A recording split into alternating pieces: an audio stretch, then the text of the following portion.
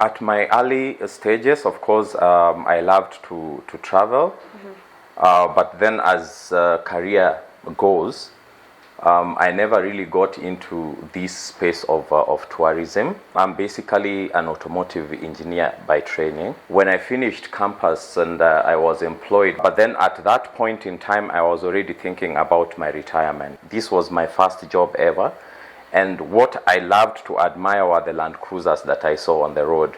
I think I did about 17 years in the corporate world, from the automotive industry to the machine industry. So the people that are in the corporate world do not know what life will be like without the pay slip. Finally, in 2023, March, the curtains came down in the corporate world. And so then I said, maybe now is the time for me to chase the dream. My name is Enoch Riro, director at Riro Porini Tours and Safaris Limited, a leading tour operator in Kenya, young and vibrant, and of course looking forward to grow much more.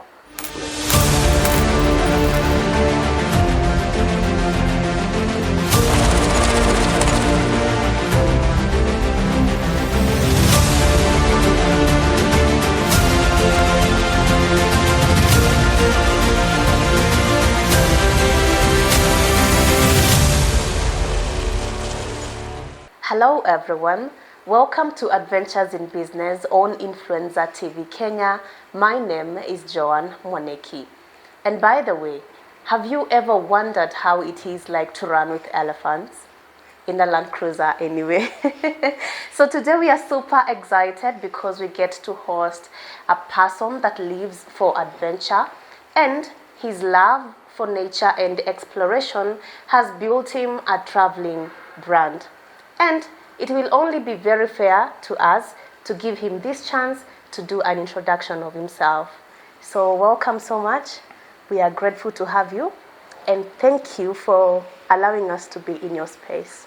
Thank you so much, Joan. My name is Enoch Riro, director at Riro Porini Tours and Safaris Limited, a leading tour operator in Kenya, young and vibrant, and of course looking forward to grow much more. We are glad that you visit us today. All right. Yeah. Amazing. So why Riro Porini? We know Porini is a Swahili word, but you need to give us a little more details. Yeah. So obviously, when we get into business, there are many names that are out there to pick from.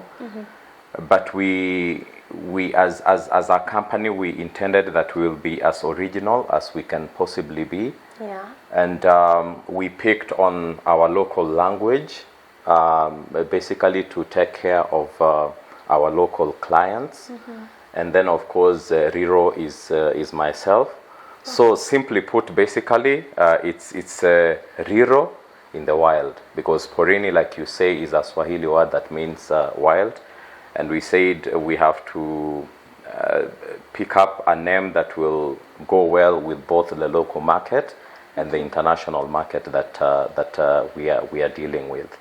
At one point, somebody told me in one of the international expos that I attended, and he was asking me, "Your name sounds more Italian than African." And I told him, no, actually, it is a very local name in Kenya. But then we wanted to strike a balance between both the international and the local market. That's why Riro Porini, to mean Riro in the wild. Oh, yeah. Amazing. Like, that is really good. And before we go deep into the conversation, I would love actually to assure you that this is a brand that is giving authentic and unforgettable memories. So maybe we can move forward. You start by telling us your background, how you grew up. As a child, how was it? Did you ever see this coming into your life? Like when you were growing up, did you have any passion in traveling, or it's something that just came around later? Yeah, so at my early stages, of course, I loved to travel. But then as career goes, I never really got into this space of tourism Okay. because I'm basically an automotive engineer by training. Wow. And so many people ask myself, well, how do I find myself in the space of tourism? Yeah. When I finished campus and I was employed, my first job was in 2005. But then at that point in time, I was already thinking about my retirement, because as it is in the corporate world, you want to plan ahead of time. So the first thing that I used to admire at that point in time, this was my first job ever, and what I loved to admire were the Land Cruisers that I saw on the road. Okay. So there was a synergy between my training as an automotive engineer and then of course my love for the automotive industry. But then I thought, am I going really to play in this space all my life? I've got to think about a retirement plan. And so I thought about the love for the Land Cruisers. And then I would imagine that at some point I would be in that space. So it's been a long journey coming to where we are, and I dare say that it actually started at my point of the first job that I had. It's taken a couple of years. I've been in the corporate world now for I think I did about 17 years in the corporate world, Okay. from the automotive industry to the machine industry. And then finally in 2023, March, the curtains came down in the corporate world. And so then I said, maybe now is the time for me to chase the dream. Yeah. Yeah. And how was the transition really?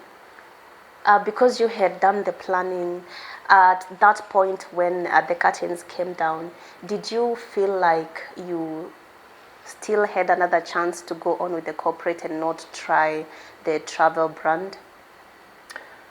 Well, I would say that obviously in the world that we live in right now, majority of the challenges that we have revolve around what we would call fear of the unknown. Yeah.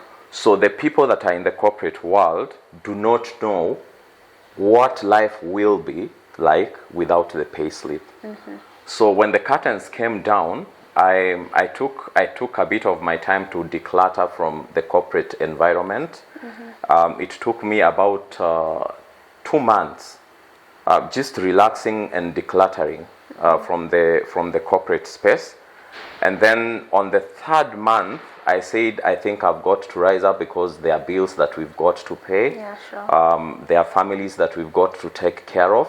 So at that point, I said, I think I need to get up and do what I have to do to make ends meet. And I remember at that point, my sweetheart, who is, by the way, the other director in Riro Porini, told me, you've been having this dream about running your own tour farm. Yeah. How about taking this opportunity and situation as that moment that you've been looking forward to? And things started moving very fast. And I think what made it easy for us was because, like I said, this was an idea that I had conceived at the point of my first job. So it was easy because it's quite capex intensive, especially now when we talk about tools of trade, the vehicles that we have to use out there. So it was easy because it's something that had been on the pipeline in planning. So we quickly went to the suppliers, and I would like to really appreciate one of our Toyota dealers in Kericho Toyota for standing up with us, because that's where we sourced our first vehicles from. And very fast we were now operating between company registration, which was something that I was pursuing directly with the help of the other director, and then of course now the conversion of the vehicles to be able to give something a little more better than what the industry is used to. So I wouldn't really say that it was difficult transitioning. but I owe it all to the fact that it had been a plan that was already conceived. So the transition really was very easy for me, because this is something that we had been planning for a while. Okay. Yeah. Wow. I mean, that's a good one. And moving forward, during that time when you were a beginner, there were definitely challenges that you went through. And I would love you to tell us the challenges that you went through then, and if there are also challenges that you're already facing now at the moment, you can also talk about them. And then in general, just tell us how you managed to overcome them. Okay.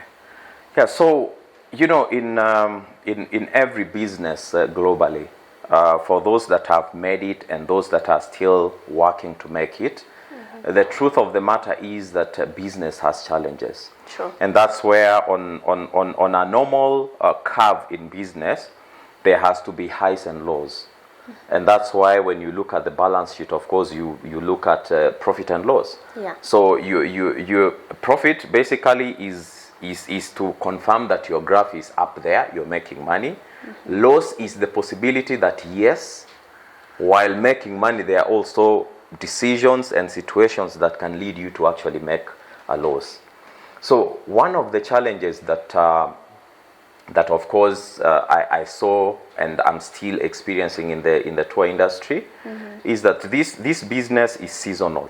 Okay. So with the seasons that come, we've got the low season, we've got the high season, and we've got a peak season that runs between maybe around 3 to 4 months. If you have planned well, there is a possibility of actually closing your year during the peak season.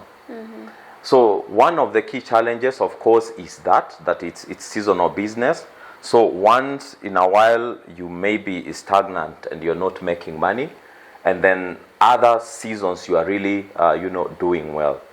And that, of course, can cause you to have a challenge in planning for a foreseeable future. Take, for example, if you want to increase your fleet, it's usually dependent on a couple of factors. One of those factors is, of course, your availability of money. Yeah. And because this business is seasonal, then there is the challenge of having to strike a balance between going for the next vehicle and maintaining the ones that you have, so that you meet your overheads that are in the business. And then the other challenge that is also there, of course, is coming from the muscle that is there from the well-established people in the industry. There are people who've been playing in this space for the past 50 years. Yeah, very true. And of course, when you do the business that Riro Porini is doing, because basically what we do is we offer the entire solution in the tour industry, in the safari business. So we'll book for your accommodation. We will offer transport for you. We will plan for your safari in the wild and ensure that you have memorable experiences. So when you talk about accommodation establishments, sometimes the price that they will give me as a beginner and the price that they will give to somebody who's been in the industry for long has a disparity. Yep. And if the client goes to the established and comes to you based on the price that you've been given from the accommodation facility, there are times that you can actually lose business. So these are some of the challenges that we are trying to grapple with. And how are we trying to get over this? We are trying to ensure that we establish good relationships with our supply chain, so that then we are able to leverage on the prices that they are giving us to be able actually to make money. The other challenge that I've seen is, of course, when you go out there, you are new. Yeah. And of course, there is this clustering of people who've been in the industry versus the new entrants in the industry. But all in all, I would say that this cake is big enough for all of us. Yeah, very true. And I can assure you, John, that we are in this business for a long haul. I always tell my friends and my colleagues that Riro Porini was not formed to start today and die tomorrow. We are here for a long haul, and regardless of the challenges that we are facing in the industry, yeah, we are up to the task. Right. Yeah. So now you've just talked about the fact that there are people that were in this business like 50 years ago. So, and most of the people, I think, do the transportation, they book accommodation for you. Like most in the industry, most of the companies are doing similar things. So how do you manage to keep it unique and overcome the hurdles? We have done our best to start from the basics. What I have realized in the industry is that many people are in the industry for money, because I can assure you, the industry has got money. But now sustaining the source of that money is the challenge. Okay. And how do you sustain? You need to ensure that the experiences that you give to your clients are experiences that somebody else is not giving. And when we talk about going back to basics, it goes as basic as even having a look at what kind of fleet do you have. Okay. And we have tried to ensure that our vehicles are a cut above the rest. There are many other things that are in the pipeline that we are working on to ensure that our vehicles and our fleet is not just any vehicle out there. When you look at most of the tour vehicles that are out there, they are basically basic vehicles. Yeah. And the reason why people make it basic is because they want to optimize on the profit. As Riro Porini, we are looking at it differently. What is the longevity? If I carry Joan in my Land Cruiser and she's carried in somebody else's Land Cruiser, what differences will they pick? So you see, we've gone to the very basics. Yeah. Number two, we are ensuring that we follow through our clients in the market to ensure that from the day that you start the journey with Riro Porini, we are walking you to the end of the journey and beyond. By the way, the slogan that we have at Riro Porini is Ride Beyond. Why did we choose on that Ride Beyond? Because we can ride with you to your expectations, but we want to ride with you beyond your expectations. And this is how we are looking at business. We want to bring that difference and that gap that is in the industry, and we want to assure those that ride with us that we want value for money for our clients. And that's the reason why we are playing in the luxury space. Riro Porini is very pessimistic, if I must use that word, regarding what we call in the tour industry as joining safaris. Now, a joining safari is basically Riro wants to go on safari, and Riro has a partner. But because the price of hiring that Land Cruiser as the two of us is going to be expensive, we will pick on another person, for example, Joan, who also want to go on safari, and person B and C, and we will lump them up in one Land Cruiser. Here is the challenge. When you have that joining safari, yes, when you split the cost, it becomes extremely easy. But the aura and the fun of that safari is impaired, because the fun of a safari is going on safari with people whose values you can relate with, people who you can have conversations with. So if we have 6 people in our Land Cruiser, and these people are not familiar with one another, it becomes very difficult to even pick a conversation. So we want to do things differently from the norm in the industry, but by and large, the most important thing about Riro Porini is to ensure that we work with our clients and be able to create a lasting impression in their minds as far as going for safari is concerned. Okay. Yeah. Well, so far so good. And I hope that you're definitely grasping some lessons, because I am. So for now, allow us to take a short break. We will be back soon. Thank you.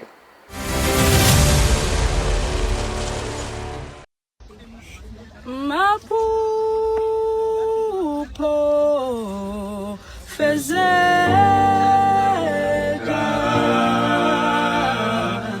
amimele khayela amimele moto yami. It's your girl, Joan Moneki, and this is Prime House Interiors Limited. And today we are at Panari, Mombasa Road. We want to show you one of the spaces that we designed. But trust me, Prime House is always the best. So welcome to Riro Porini. I was looking for someone who could be able to design this small space for us, because it's a lean office. And I wanted something majestic, something beautiful, something simple. I love simplicity, by all means. Many people get these things from referrals, but I got Prime House Interiors from the internet. One of the key positives was the speed of response, and then of course we started the journey from that point on.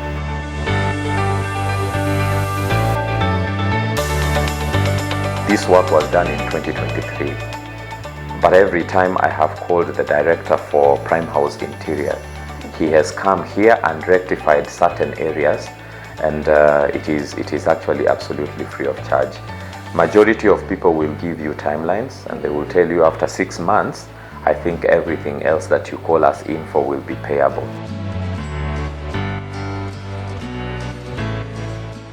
I think many of the clients that have walked into this office, I will tell you, one of the compliments they've always given is regarding this space and the good design that is in the office. If people externally can see it, then you can imagine what I'm thinking personally.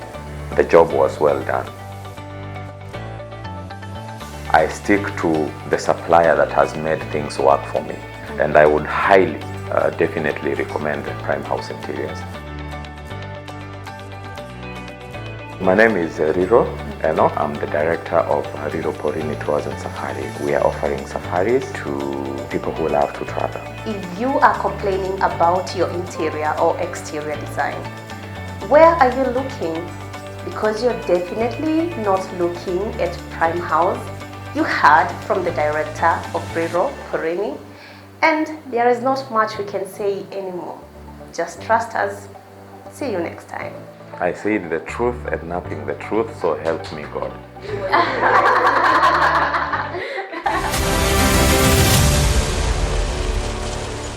Well, thank you so much for just giving us a few minutes. We really appreciate, and it's my hope that you continue staying locked.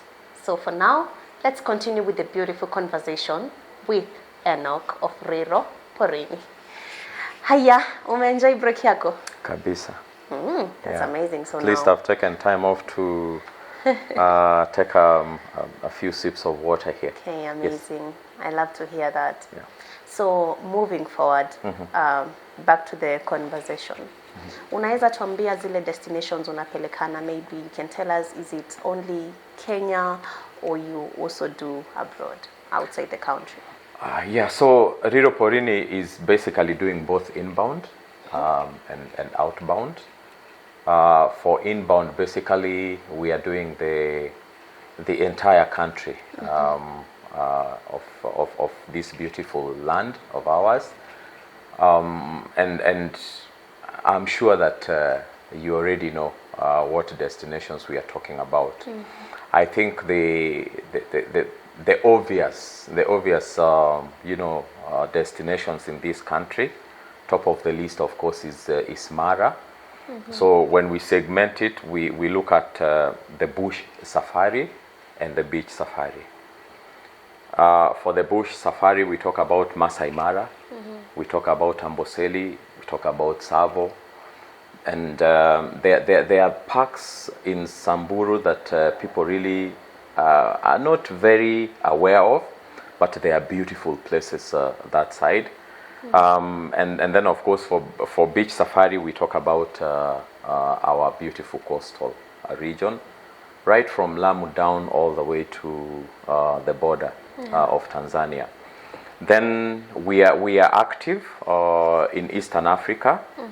We have partnered with the DMCs. DMC is basically a destination management company. We've partnered with some in Tanzania, so that then we are able to collaborate. So we can do the entire East Africa right from here in Nairobi. We can draw an itinerary for Kenya, going through Tanzania, and then having an experience in Zanzibar, or the reverse of it. You can actually start from a beach experience in Zanzibar or Diani, then do the beach, the bush experience back in Kenya. When we talk about outbound, we are working with the key destinations. Okay. A few select countries in Europe that would interest a tourist. We are doing Spain, we are doing Portugal, we are doing Italy. Italy is quite an interesting one. We are also doing Germany. Then back here in Africa, we are doing a lot of also South Africa, beautiful Cape Town and Durban. And then we are doing Dubai, we are doing Thailand as well. So these are some of the destinations that we are currently doing. We want to open up our wings a little bit and fly into the Maldives. But what that means is that you've got to have a very good and meticulous DMC on the other side. Remember where we started. Riro Porini is about creating memories that last a lifetime. Yeah. Those memories that last a lifetime can be positive or negative. But we want to focus more on the positive ones.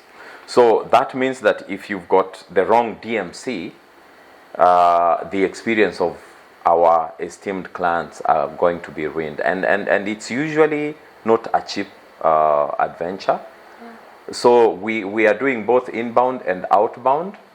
And yeah, we're hoping that we don't get to experience the unfortunate situations of clients who come disgruntled because of bad experiences that they had out there. So we are looking at how then we can leverage in good DMCs out there, so that we offer an entire package that will then take care of our internal tourists and also take care of the external tourists that are coming into this country. Right. Yeah. So I believe that we have a variety of game reserves in East Africa. Would you kindly tell us which one is topping and why? Like, why is it at the top exactly? I want to be that patriotic Kenyan that I ought to be, and looking at it independently. First of all, let me just say this: that the best experience with the bush safari comes in it comes in a savanna grassland kind of setup. Yeah. And if you look at, for example, Masai Mara, and you look at Tsavo, there are two different geographical experiences. One is bushland, and that makes it difficult for you to spot animals. The other one is grassland, and because of that grassland, the vast plateaus that you see there, you can spot animals from very far. So then coming back to the question that you've asked, in East Africa, Yes. there are two rival parks. There is Masai Mara, and there is Serengeti. Those two parks give you the same experience because they lie within the same geographical space. And if you are to take an audit from travelers, The very quick parks that will be mentioned will basically be Masai Mara and the Serengeti. Yeah. Now, choice between those two varies from one traveler to another. It depends really on what you're looking at. Serengeti is quite massive, quite big and expansive, maybe twice or 3 times the size of our Masai Mara. Okay. But here is the difference. With every good thing that comes, there is also a negative side of it. Very true. Now, because Serengeti is vast and massive, the animals wander wide, and it is therefore not very easy, as it could be in the Mara, to spot the big 5. Okay. So people come here because of those experiences, and one of the things that is selling these 2 parks, of course, is one of the wonders of the world, which is the wildebeest migration that takes place between mid of July and perhaps maybe mid of August to end of August, depending on the movement of the wildebeest. Then we've got in our own Kenya, we've got Tsavo, which is a beautiful place to actually go. If you want to see the real wild elephants, then I think you need to go to Tsavo. Okay. We've got Samburu also, that you can actually see one of the few animals that people love to watch on National Geographic, which is basically the wild dogs, which you probably will not see in the Mara, for example. And then we've got other national parks that are specific to certain animals.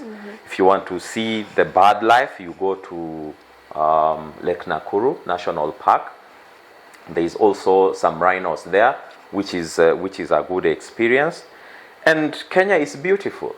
There are very beautiful places even up that side of Turkana, which are places basically that people don't usually get to visit. And then, of course, there is the famous Amboseli and the scenic Kilimanjaro on the other side. When we go to Tanzania, we talk about a couple of parks there. They've got beautiful parks as well there. Serengeti is the top of the list. We've got Tarangire, we've got Lake Manyara, and these are places that even as local Kenyans, we also need to make an effort to visit. So in a nutshell, this is perhaps the places and the sightings that we can go to. But I can't say this enough, that Kenya has some of the best beaches that you can possibly see in Diani. So you've got to plan a safari with us as well.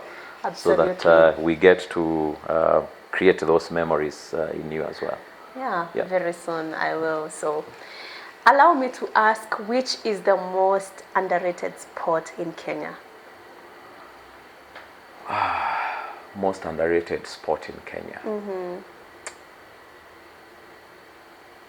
I think we've underrated the Mount Kenya region quite a lot, but there is a lot in that region that you can see. I'm sure you've heard about Olpejeta. This is a place for me that is not very much known to many tourists, but which is actually a place that is worth visiting. Okay. Yeah, and did you know that in this country we've got a grizzly bear? I didn't know. So if you want to go and see one, please plan a safari with us, and you will be able to see one in Oljogi Conservancy. Yeah. Wow, all right. And also, let me just ask this question.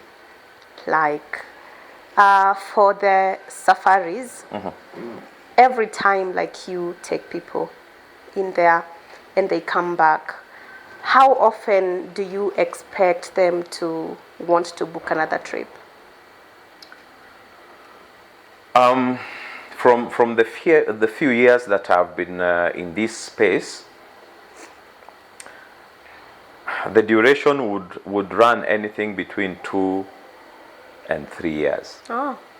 And it's because I believe that for good travelers, they try as much as possible to avoid monotony. So if a client came to us here and booked, for example, a 12-day safari, when you hear about a 12-day safari, it means that this client will perhaps start from Amboseli, do maybe 2 days in Amboseli, come to Nairobi, go to Naivasha, go to Nakuru, and then end with the Mara for Kenya. Okay. And then they will access Serengeti from the border at Isebania. Okay. And then go down through, North Serengeti down all the way to Ngorongoro. And if they needed a beach experience, then they will probably now end in Zanzibar. There are those who will be very specific and say, we will end it there, but then we will fly back and go to Diani. So we look at for purposes of avoiding monotony, they will perhaps do it 2 years, and then if they are lovers of travel, they will go to a different destination the following year. By the time their circle of preferences is done and they are coming back to Kenya, it will probably be maybe about 2-3 years. Yeah. All right, and for a person that has not been into a safari, which experience should they not miss at all? The beach experience is a good experience, but it's got limitations in what it offers. Okay. Beach experience basically should be the end of that beautiful safari that you had planned for. So you start with a bush safari and you unwind with a beach safari, because there it's about relaxing and sunbathing. And maybe now water sports. So if there is an experience that you should try to experience, is the bush safari with a hunting experience. If you find the cat family hunting, I think that will be the best experience. And these are the memories that people go out there with. We went to Mara and we experienced lions, a pride of lions, bringing down a buffalo. We went to the Mara and we actually spotted the cheetahs hunting. These are experiences that if you stayed in the Mara for about three days, say 3 nights and 4 days, you would be able to actually spot. So these are some of the experiences that are a lifetime. Yeah. Okay, so I'll ask 2 questions, but in one sentence. One, what would you tell a person that has been wanting to set up a safari business, and up to now they are still having a 50-50 thought?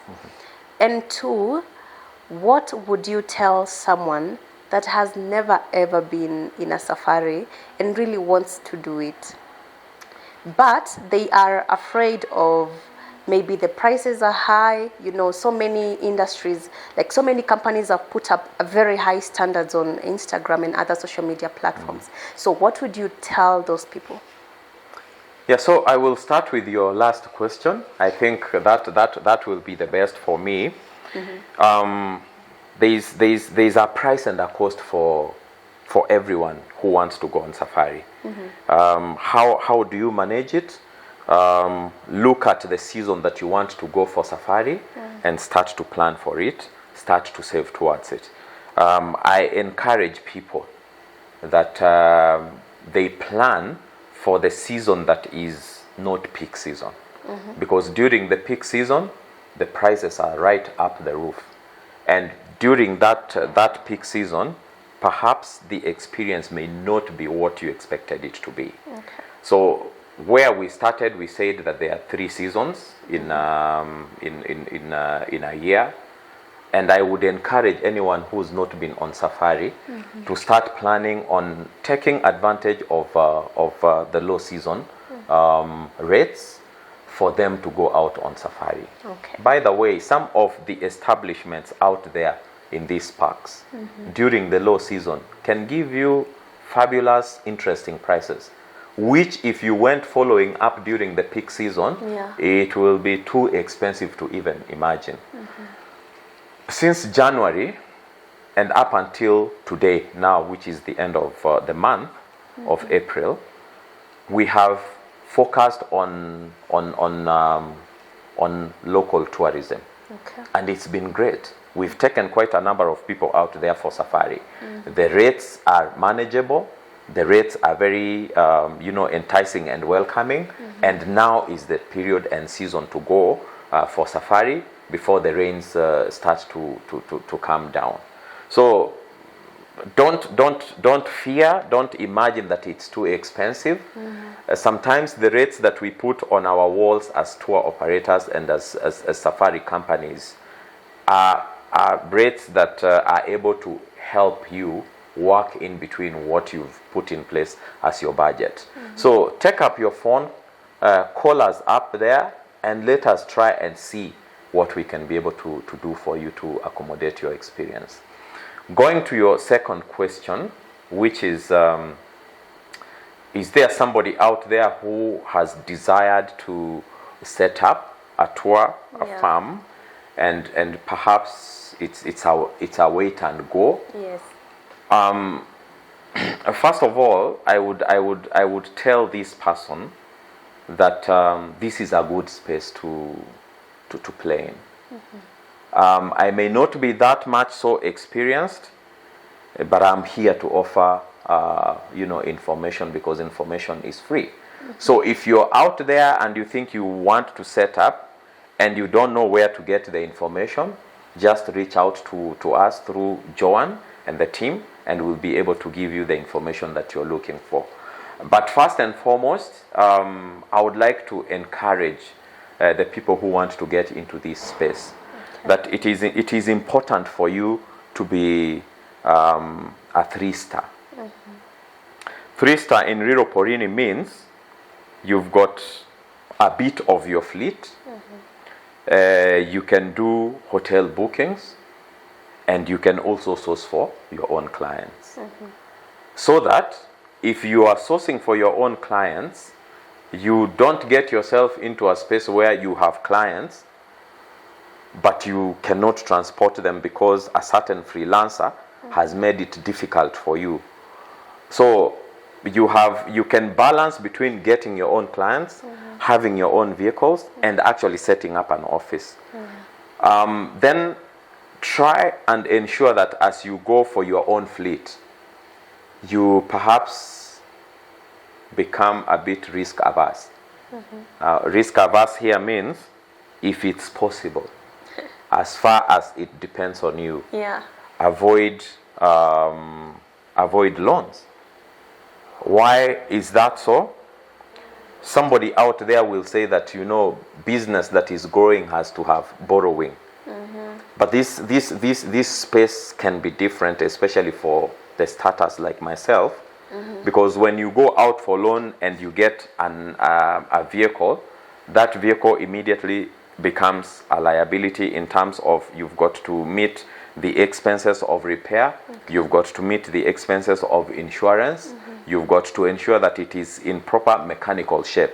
Now, when you are at that and you have a loan that you're servicing, it becomes a challenge because this business, like we said, is seasonal. What will happen to you when the season is low? The bank may tell you that we will spread our amortization so that you can be able to pay when it's peak season. But banks are also in business. So if it is possible for you, stay out of debt in this business, and whatever expansion that you're doing is an expansion that is actually coming from the proceeds of the profit that you're making. So that when you are now financially stable and you've got the muscle, then you can look at the other means that are out there in terms of financial support that can be available for growing your business. Right. Amazing. So maybe you tell the audience if they want to reach you for any information or if they want to explore with you, where can they get you? So we are playing on a lot of social media handles. We are on Instagram. You can check us out on our website, www.riroporini.com. And then, of course, you can also give us a call directly. Our line is available 24 hours. We are here to serve you. Our offices are at Panari Sky Center along Mombasa Road. You don't need to book for any appointment to come and see us. Just walk through and walk into our office. We'll be right here to create those memorable experiences for you. All right. Yeah. And I think one thing that you need to underline is actually walkthroughs are possible any day and any time. And if you have the desire to explore Kenya and outside, then you know exactly what to do. And you know what, guys? We are going to one of the favorite and the last segment, which is the quickfire questions. And today, we're gonna do something a bit fun. So let's see what we have in this. So we have a few quick fire questions. Sijui kama uko ready? Let's see what you've got. Yeah, we have quick Are there those that we can say pass? Yeah, but Okay. All right. zako ni rahisi tu. Zako ni rahisi sana actually. So yeah, we just do Okay. the segment. But now, the most fun part about today's quick fire questions is the quick fire questions are so easy. Ile hadi nikaona we sasa wacha tu nikupe tongue twister. Okay, let me try. Yeah, so Yeah. the first quick fire is for you, lions or elephants? Lions. Lions. Best safari snack?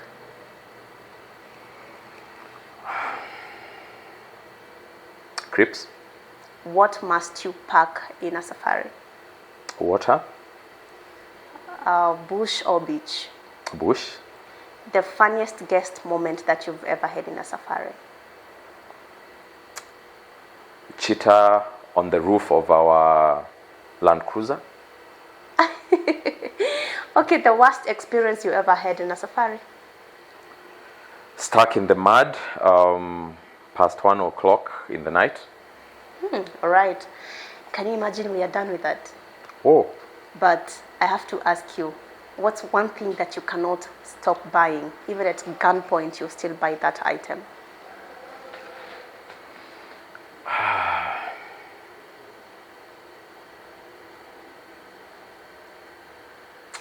a beautiful car. Oh.